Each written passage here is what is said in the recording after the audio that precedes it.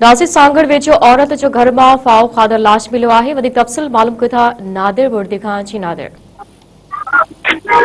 जी बिल्कुल सांगड़ भरसा ॻोठ मौलवी खैर मोहम्मद हमदानी में 23 साल शादीशुदा औरत जो मुबीना तौर घर में फाओ खाधल लाश मिलो है। वाक़े के इतला ते पुलिस पहुंची लाश के तहवील में वठी पोस्टमार्टम लाइ सिविल अस्पताल सांगड़ मुतल किया वियो, जिते पहुंची औरत की सुञाणप 23 साल मालदा साल अरशद लेगारी तौर किया है। पहुंची औरत के वारसनि मौजूद माजदा घर में अकेली रहंदी हुई। संदसि मुड़ुस इस्लामकोट में मजदूरी कंदो हो। अॼु सुबुह घर में छत के पटे में रसो ॿधी हुन ख़ुदकुशी कई है। होॾां राब्तो करण ते पुलिस ॿुधायो आहे त वाक़े जी जांच कयूं पिया त ही वाक़ियो ख़ुदकुशी आहे या क़तल।